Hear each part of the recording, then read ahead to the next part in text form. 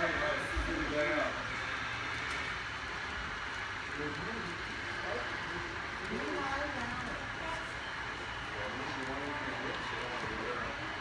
a really long train, isn't it?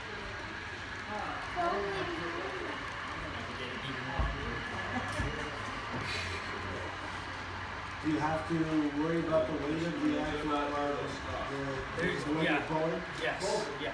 There's a standard weight for every freight car, and then you have like an ounce for every inch.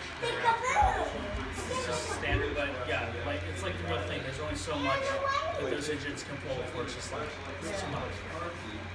Now what? Now what? When you see engines at the front or back of trains, is the back engine pushing or is it just It's pushing. Yeah, you're asking about when you see engines towards the back. Well, when you see a train going forward and it's got an engine in the front, well, it's not an engine in the back. Yeah, those are typically when you see like really